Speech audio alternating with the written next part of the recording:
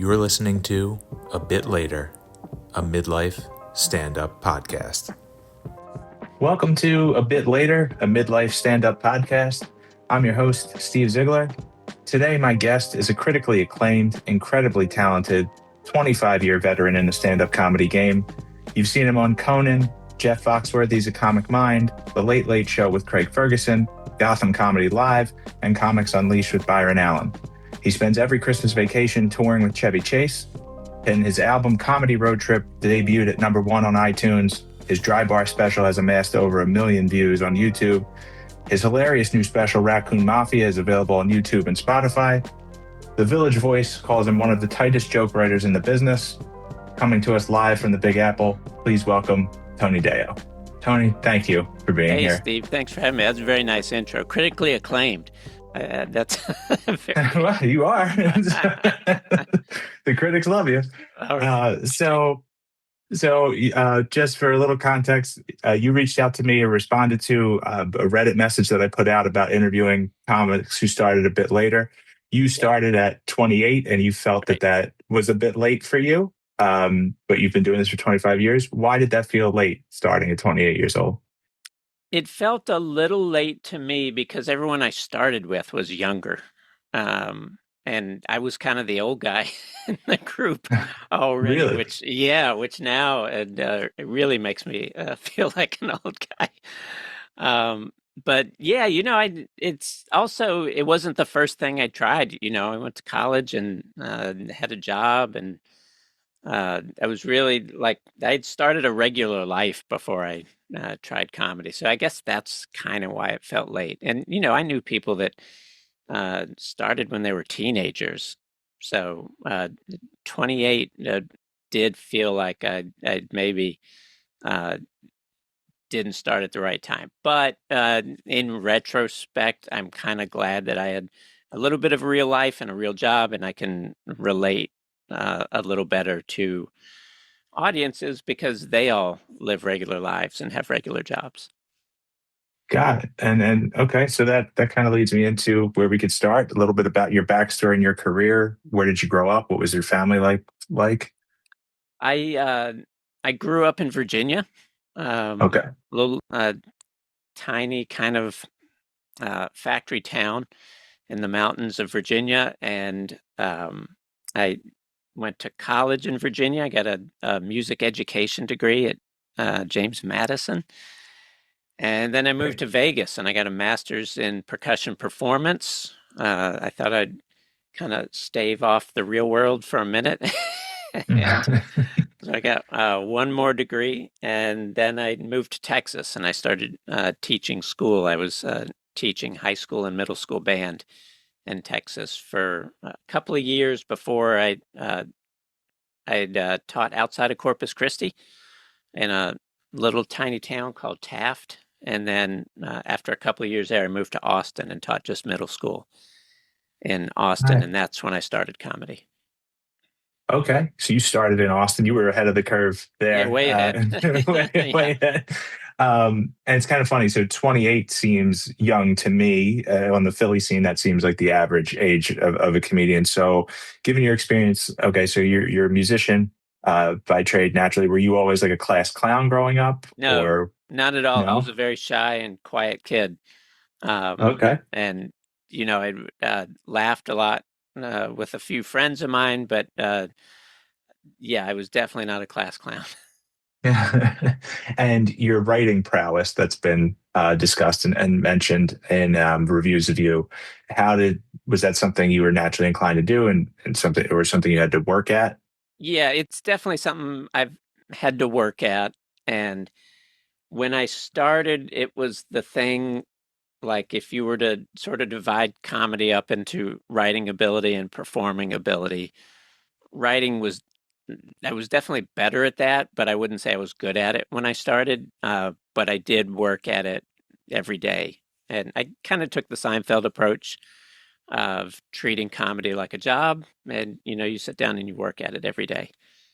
And I think that helped me become a better writer.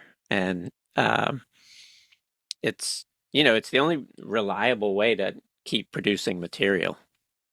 Right. That makes sense. Yeah, that's a question I've been asking about consistency and writing, and the process around that. So you're daily, you're taking the Seinfeld approach makes sense. And I was equating you to Seinfeld, just the clips that I saw. I feel like you're that kind of style, the more polished comic, Yeah. obviously clean, working clean as well. And has it always been that way for you?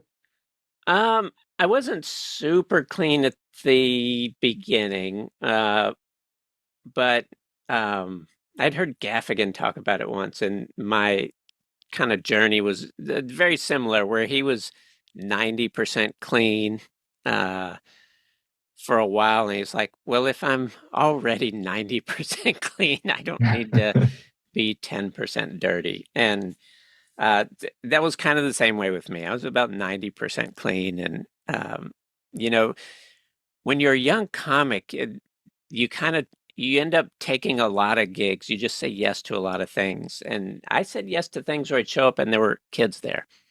And no Right. one said there were going to be kids there, but there are. And I would be with comedians who are like, well, I don't know what to do now because I can't Right. do this show. And uh, it becomes very valuable to be able to just perform clean, to be able to walk in and see kids and be like, okay, that's fine. I don't know that they'll think I'm funny, but I'm not going to upset the kid and I'm not going to upset their parents. Nothing I say is going to cause any problems. Exactly. Yeah, that's important to have that appeal, and it's really powerful, I guess, in the long run for your career. So let's backtrack to the move to Austin, and you were teaching music. hmm How did your present or excuse me teaching shape your comedic presentation? I don't know that it did. I only taught school for 3 years Okay. before um, kind of moving closer towards comedy. I still worked kind of in music, but I was only teaching for about 3 years. So I don't know that it affected my comedy. Plus, my students would probably tell you I was a very strict band director. So I don't even know that, I was a super like fun-loving guy. My theory was always the fun in band comes from doing well, and so we were always uh, you know, just always trying to be better. Okay. And rhythmically, do you feel like your experience as like a percussionist, is that something that has helped you or helped your mindset shape your cadence as a comic?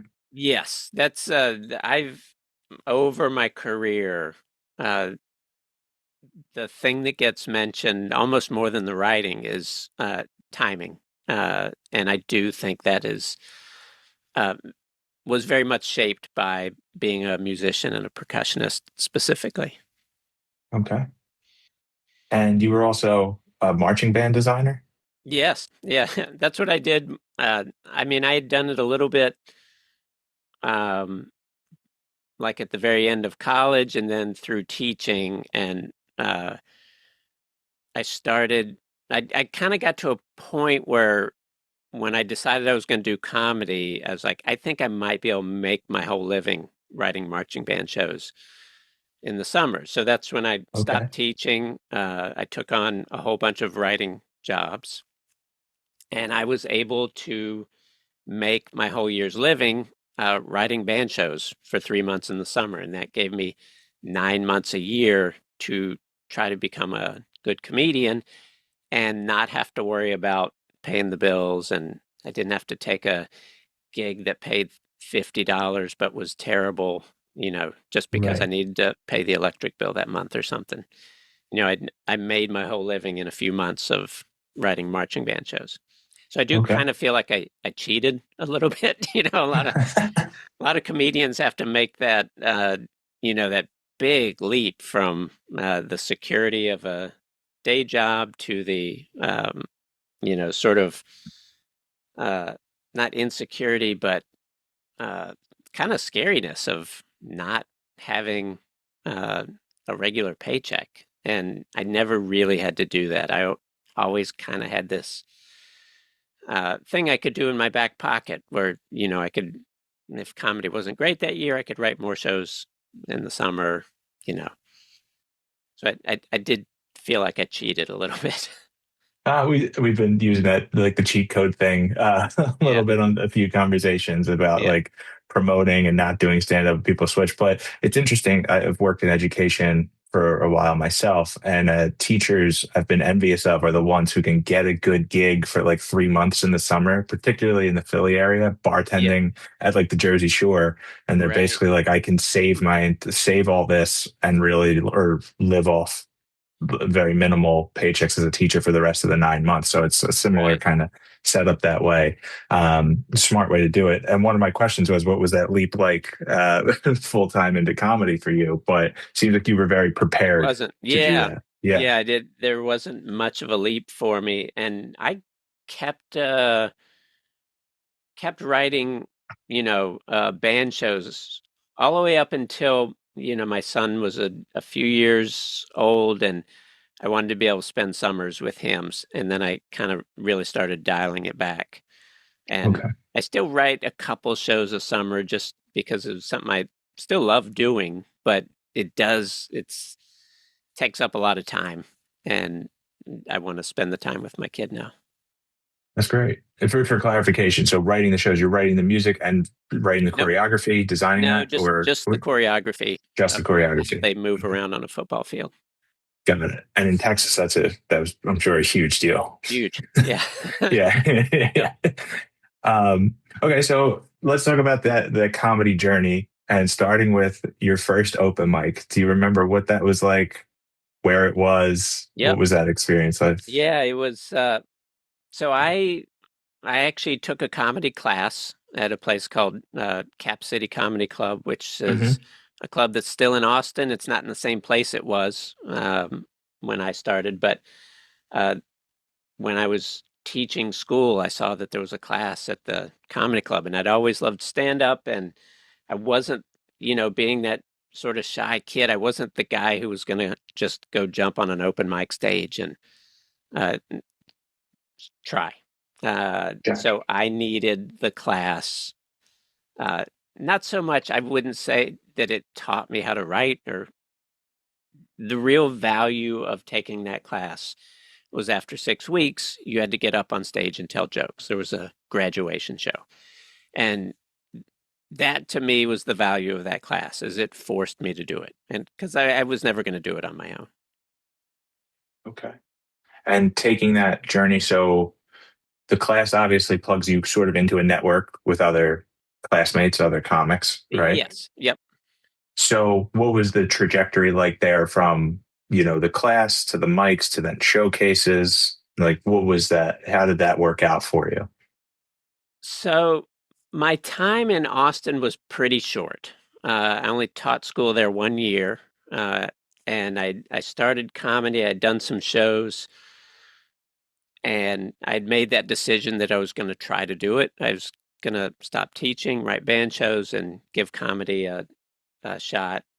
And once I wasn't teaching anymore, we didn't need to live in Texas. We had moved to Texas just so I could be a band director there, Okay. because it was a great place to be a public school band director.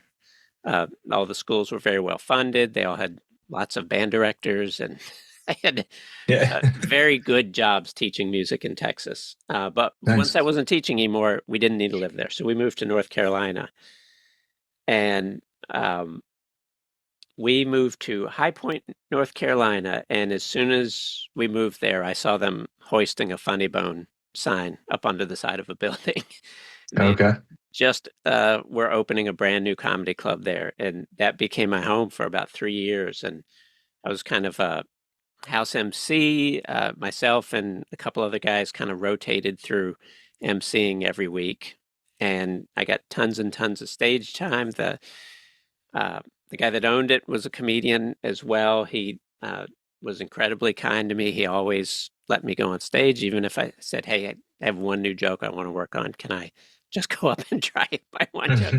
And he always said yes. And so, um, I thought leaving Austin was going to sort of hurt my comedy trajectory.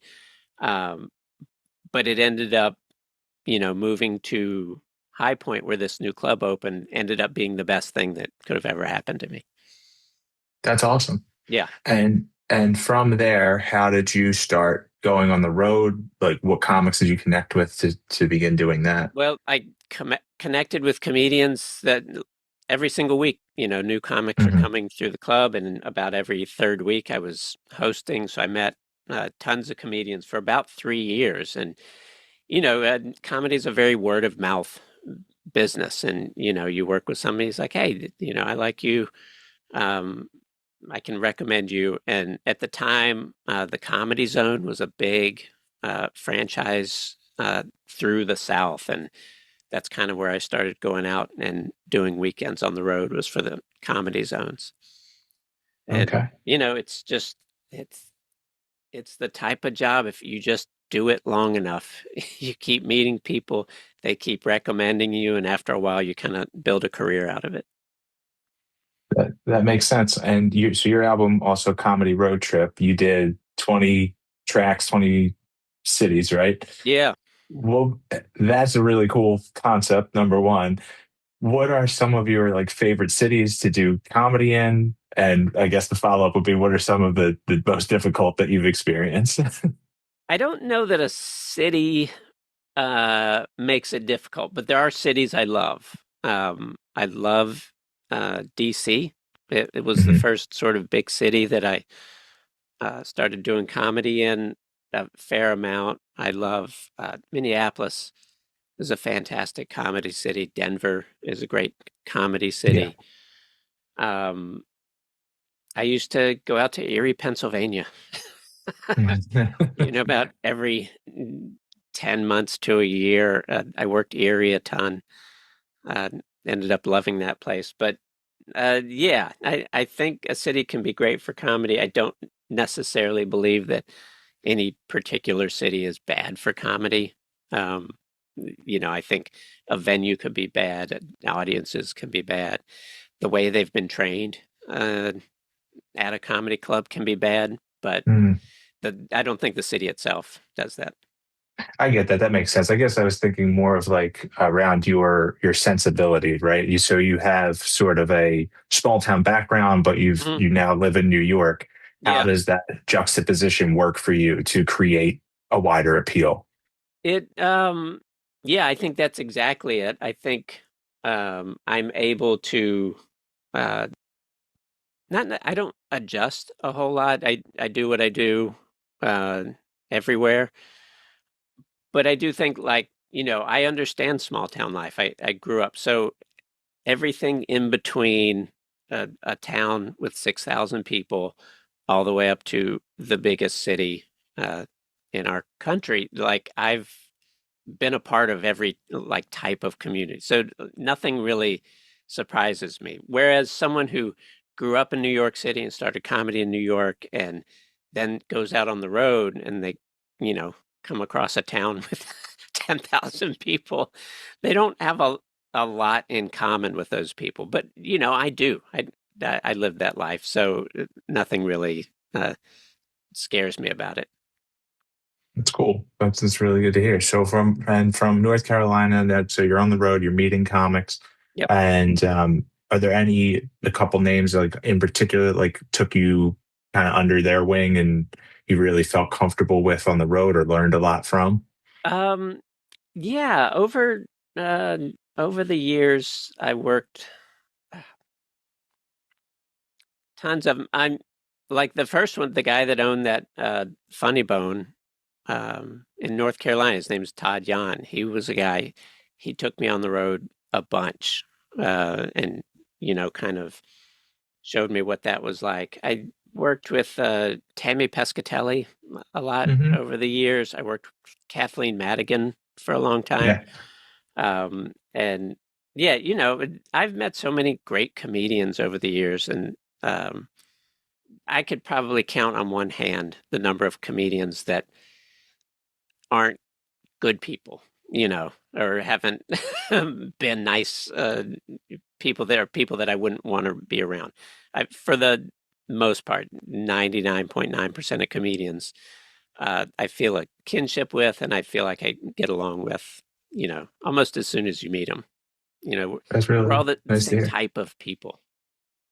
Yeah. Yeah. And I think what I'm learning, and again, I'm on the open mic scene right now in Philly. I'm like 5 months in. I promoted shows in the past and just felt a yearning to get back in that world. Yeah, And I think if you can just prove on stage that you're funny and you're accepted, I think that makes sense in terms of comics wanting to be around you. You don't have to be yeah, everyone's obviously best friend, but I right, feel like there's an element to the business potentially where there's a lot of interlopers, for lack of a better word. And I think comics are very cautious of that. That's why I'd rather be on the stage than maybe trying to on the stage first, at least before trying to do any of the right. business Yep. work. Yeah, that Yeah. makes sense. Okay. So then what took you to New York where you are now? When did that happen? That happened. The comedy club where I started was closing, and sort of a combination between that and my wife and I, we realized we just knew more people in New York City than uh, we did anywhere else really in the country. And, it came from uh, being friends with musicians who had moved here, and like some of my comedian friends were moving here, and it just made sense uh, that if we were ever going to try, that was probably the time to do it. And I wish I could remember the comic that told me, but he said, as a comic, you have three choices, and it's New York, LA, or obscurity. And I don't believe that's true anymore, but at the time it was, Right. Yeah. that's how you got found. That's how you met people. And, with social media and everything now, you can get famous and big wherever you live. But I will say the greatest part about living in New York City is the network of comedians and all of the people I've met here. Every good thing that's happened to me in comedy has happened because of someone I know from New York City. Wow. Okay. And that's how, so let's talk about that on the path in New York to eventually Conan, right? Yeah, That was your debut. That happened in 2013. that's correct. Yeah. Uh, so walk me through like how that Uh, occurred, what that yeah, process that was. one, even that's specifically a great example. I had a friend who had recommended me. There was this agency, they were booking stand-up comedy shows. They're kind of like small showcase shows. They had 4 or 5 comics on it, but they were doing big theaters. And I was starting to record myself a lot, uh, kind of every show I did. And I recorded one of these theater shows that just went incredibly well. And so I cut it up into like a little 9-minute clip and put it on YouTube and sent it to every stand-up booker of all the TV shows. And a guy named JP Buck, who was at Conan, emailed me back a couple days later. He said, "This is great. Thank you for sending it. These are the jokes I like. Can you go record these in a row?" And so I went down to Philly. I went to Helium. I Hmm. Hmm. called in a favor with the owner, and he said, "Sure, you're more than welcome to come down." And went down on a Friday night. Drove through a terrible rainstorm. Uh, just barely made the first show.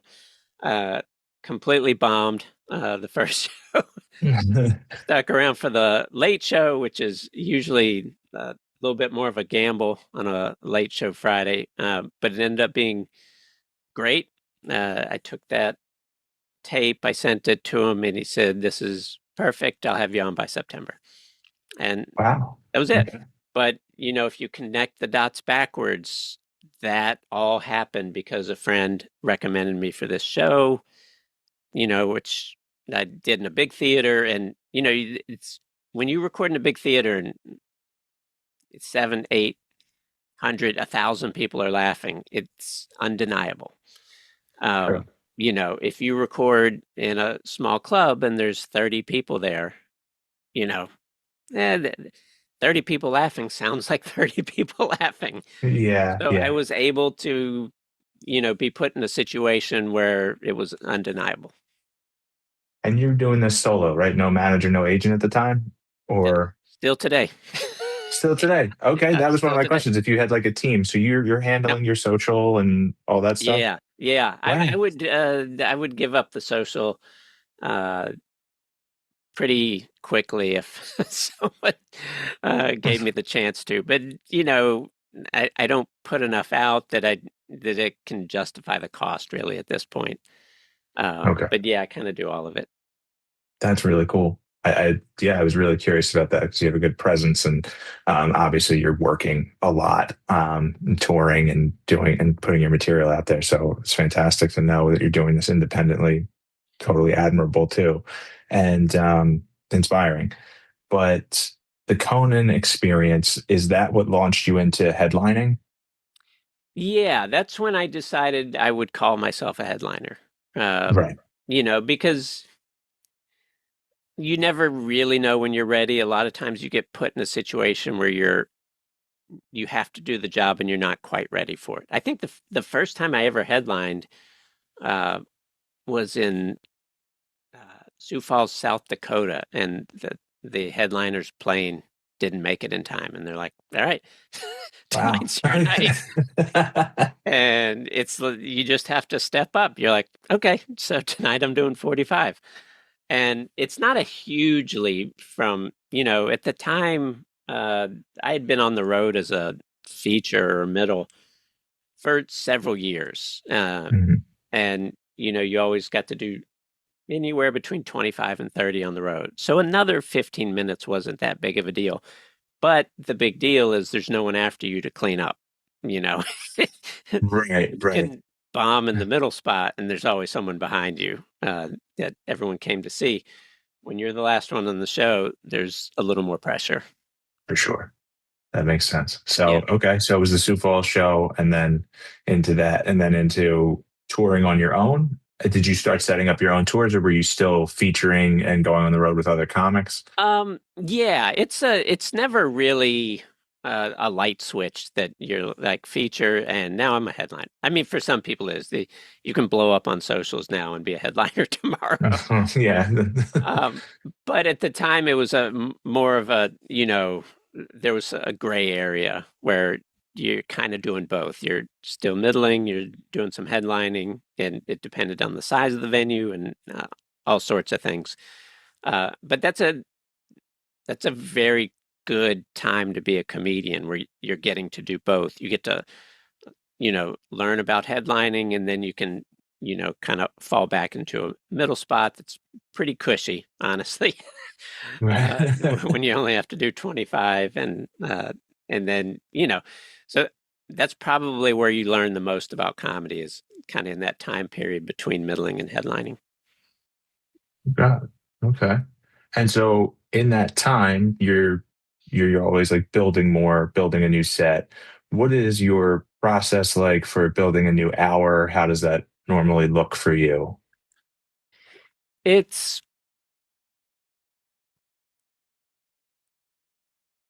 it it sort of changed over the years a little bit. um I've never been the guy that records an album or a special and then throws it all away and starts from zero. uh Okay. that's I don't know if it's me just being a coward or, but it just seems very difficult. So what I do is I start, I'm always writing new stuff anyway, and once I record, I'm like, all right, I'm really tired of these jokes. I'll just cross those off now, and I'll keep the ones I really love, and then I start, trying to work in the new stuff, and hopefully you keep finding new stuff that you love more, and then you keep crossing jokes off the list that you had done, and at some point you have a new hour. And that seems like the beauty of it too, of like recording as opposed to live. You can keep some in your wheelhouse that are good live, even if you've recorded them. Like Oh yeah, Gaffigan, for example, does yeah, an yeah. encore of Hot Pockets, right? So, Of course. I mean, yeah, it makes sense. People want to hear the hits for certain comics, and then I've definitely listened to people who've maybe recorded the same joke twice on different specials. I think Yeah, it is kind of more of a rarity of like throwing that whole hour away and starting fresh. I know that was a Carlin thing, maybe a Yeah. Louis thing, Yep. but Carlin and Louis famous y- for it. yeah, yeah. But that's good. Definitely have a balance there. Yeah. And Plus, I want to talk. I'm sorry. the other thing is your job is to give people a good show. And if I throw away a good hour and start from zero, I'm not famous enough where I can say, hey, I'm doing a show, but it's all new stuff, where people know what they're getting into. Most people that come see me don't know who I am. They've maybe heard me on Sirius or seen some clips or something, but for the most part, I'm still performing to people who just came to see a comedy show. Got it. And on a very different level, like just as someone starting out, I think I get a little antsy of like, even if something's working, like I have bits that I'm getting laughs in every room that I go Yeah. to. And of course, I'm seeing a lot of the same comics every week. And then I get bored with that. But I think, I mean, I'll ask you this, that's just part of the process of just, you Yeah. have to keep being repetitive, right? If you Yeah. try and switch it up every time, even at open mics, Yeah. it's not always going to be great. No, no, your job is to be funny, Yeah. and uh, the job of creating new stuff is secondary. I don't. Uh, I think most people most comedians understand that, but you know, I definitely don't let other comics in the room who have seen that joke. You're like, well, I don't want to do it because they've heard it. They don't I get matter. that. They, Right. your job is just to be funny. Well, and yeah, and the funny thing is, there's certain comics that I know their bits now from Yeah. week in, week out. Yeah, I yeah, just know it, yeah, and I also learned that that's what's getting you booked. right. People see you develop something a Yeah, couple week over week. That's what's getting the interest in other comics booking you for showcases and things like right. that. Yeah, Yeah, you doing a good job is what will give you a career. yeah. Thank you. Yeah, that's a good that's good advice. So I just want to talk a little bit about something you were saying earlier about the change now with like social media, and someone who's not a traditional comedian can have a big social media following. They can sell out a comedy club. I guess over the years, what have you seen about the business that's kind of changed and evolved for the better, and what do you miss about kind of your past experiences? Um, there's I feel like the one of the best things that has evolved over my career was being able to put clips on YouTube and stuff, and not necessarily ushering in a social media generation, but now you didn't have to get lucky and like get seen by somebody. In the old days, you had to be at the right place at the right time for the Tonight Show booker happens to walk into the club the night you're on, and he sits down right as you go. Yeah, There's these like 1,000 perfect variables lining up for you to end up on television. Now, I sent clips to six different guys, and one of them liked me. And I still had to be makes good. sense. I still had to be good Hmm. at what I did, but I didn't have to. The stars didn't have to line up perfectly for it to happen. So that's one of the uh, great changes that have happened from the time I started until now. Um, I don't love social media, but it's just a part of our world now, and it's definitely a situation where you adapt or die. You can either play the game or you can decide you're done playing the game. Hmm. That's kind of an evolution of the advice you received before. Now it's like Instagram or obscurity. Yeah, Really, yeah, that's exactly. really the reality. Yeah. Yep. Yeah. Now you can be very famous and not have to worry about it. I don't think Daniel Tosh is on social media at all. I don't think he has one single account. He doesn't have trouble selling tickets though. If you're a guy that Exactly. needs to sell tickets, it's what you have to do. Makes sense. Yeah. That's incredibly true. Um, Tell me a little bit about the relationship with you and Chevy Chase. How did that begin? That came about probably 6 or 7 years ago. and it was the same agency that booked me on that show that I helped me get on Conan. They started doing a series. They called it the Backlot series, and they would screen a classic movie, and then they would have a Q&A with one of the stars after it. And I'd done a Okay. few. I think the first one I did was Breakfast Club with Molly Ringwald, and then I did The Mhm. Exorcist with Linda Blair. Cool. And then Yeah. I got an email one day, and it's like Backlot series Chevy Chase, and I thought they were talking about a show in Chevy Chase, Maryland.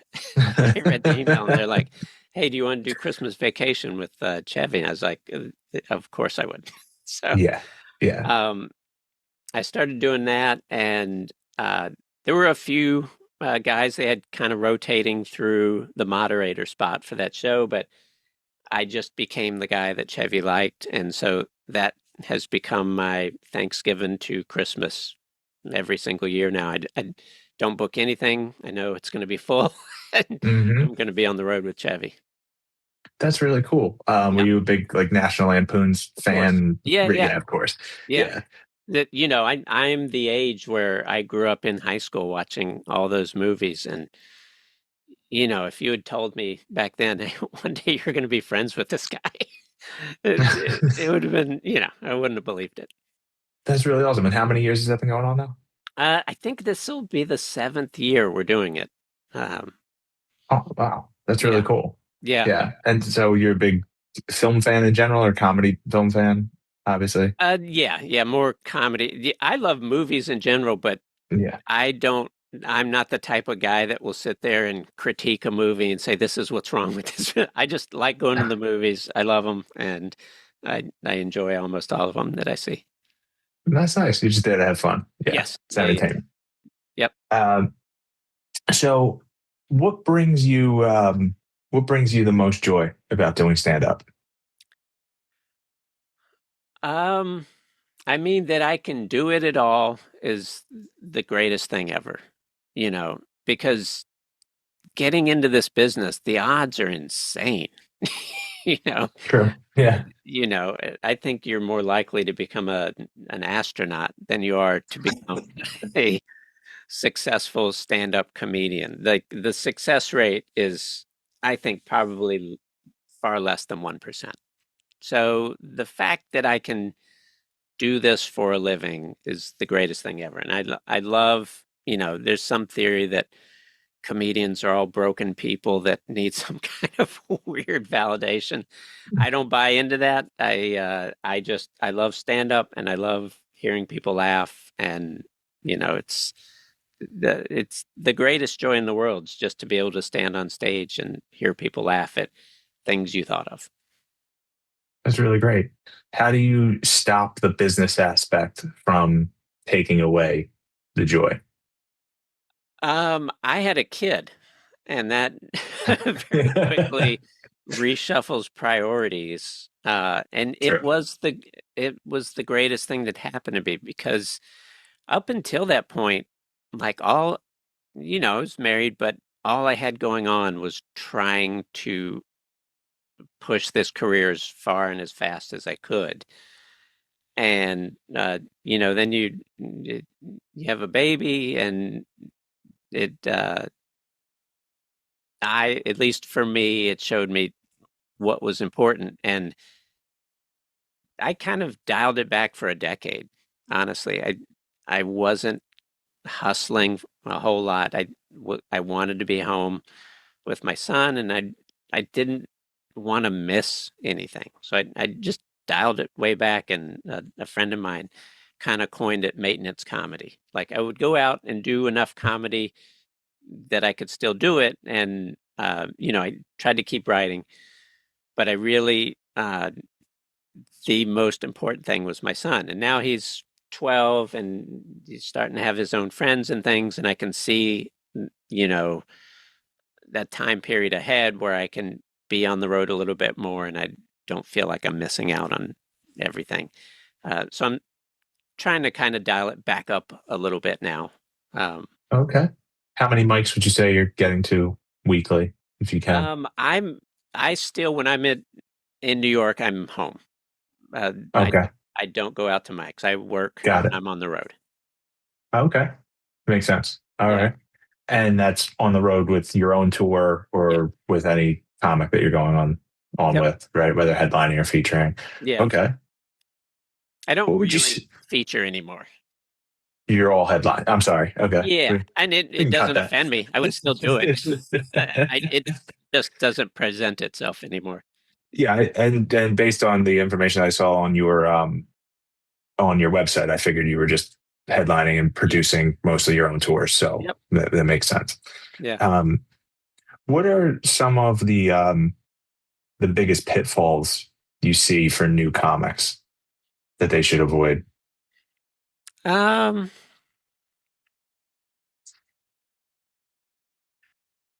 I think like we were just talking about, it's easy to get wrapped up in thinking that this is your whole world. But the truth is, if you can have a world outside of comedy, it's going to help your comedy a lot more. Um, I don't know. I guess I've seen every pitfall. They all kind of Mm. blend together after a while. Um, yeah, I also think kind of on that same line that uh, thinking like any minute you're not spending on comedy is a minute wasted. You know, there's a lot of comics that are like, I have to be out every single night. I have to be doing mics every single night. And you end up not really having a life. And I don't know if it's the chasing fame or chasing success that fuels that uh, hustle, but I I feel like you live less of a life when you do that, and that you have to leave room for friends and leave room for nights off, and just being a regular person a little bit. That makes total sense. And what would you say is the greatest challenge for older comics, whether they've been doing it for a while or someone that's just starting at middle age? Um, I think the greatest challenge is probably making sure you don't think you're too old to do it. You know, it's like when you see so many young people around you, it's easy to think, ah, this is a young man's game. But I'm still a very good comedian. I go out and I do very well. So it's not a young man's game. It's probably, the longer you're in it, as long as you keep working at it, the better you get at it. So yeah, don't feel like you've aged out of the business. That's great. Um, so this question I've been asking everyone kind of at the end of these interviews is what would your younger self think about you now?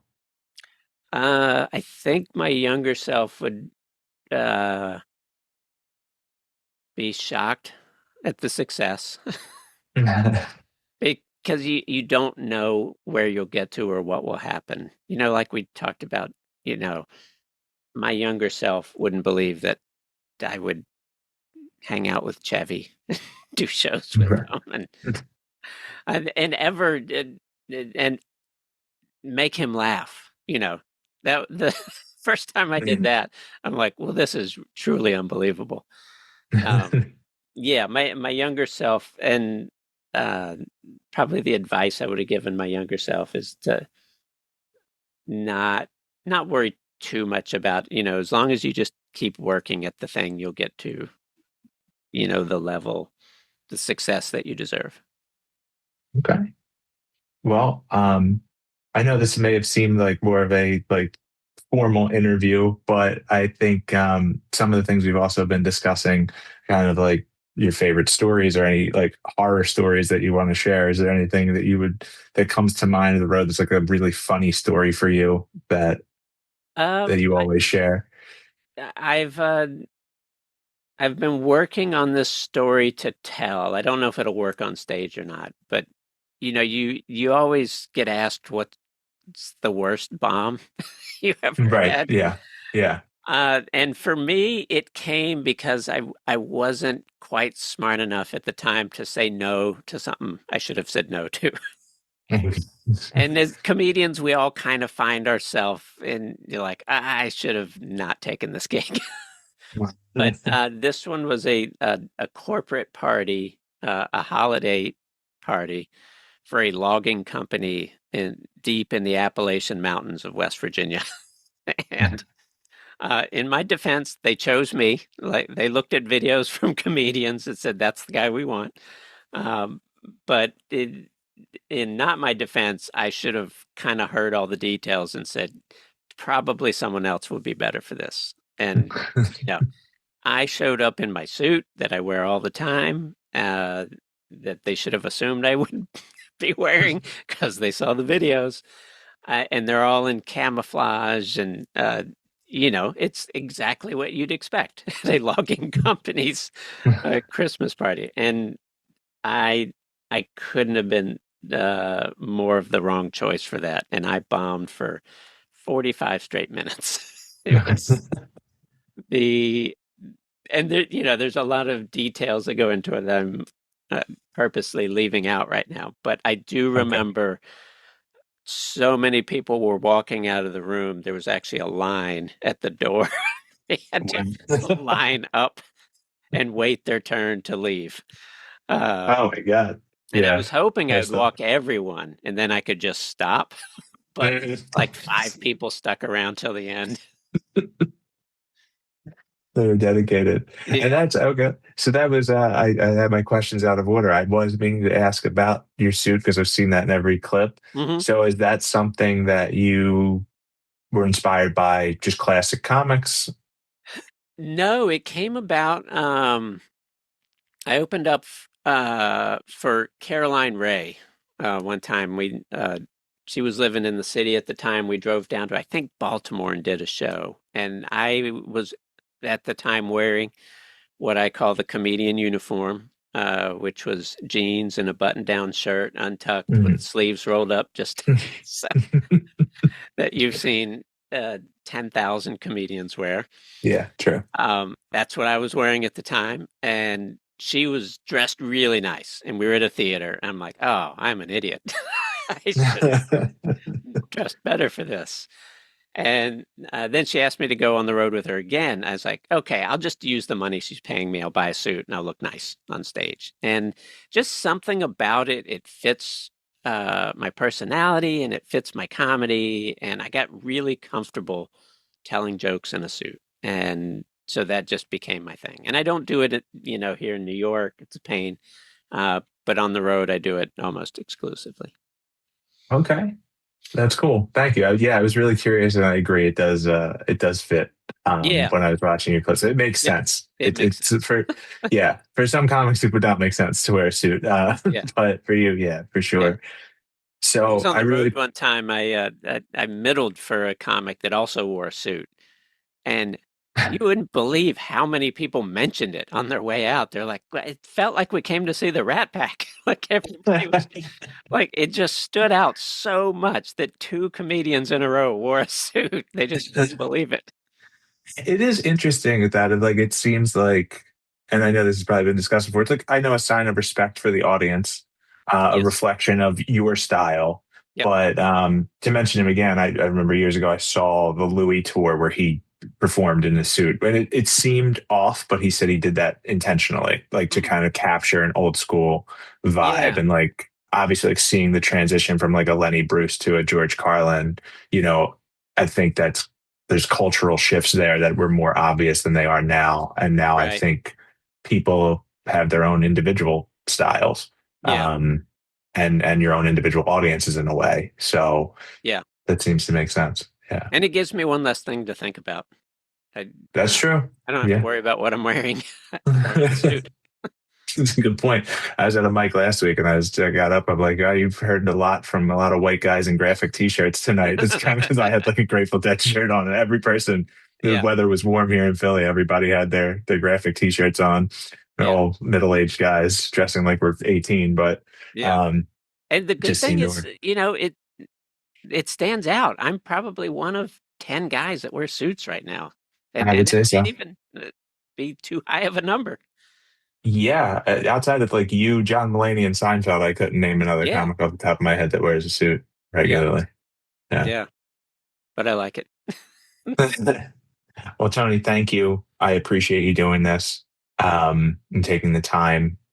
Is there anything you want to share? Where can we find you? When's the next time you've been on the road?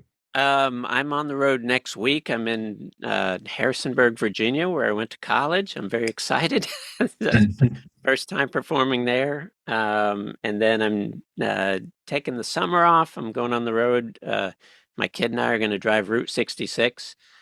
And then, That's cool. yeah, Yeah. it's going to be great. And then I'll be back on the road in the fall.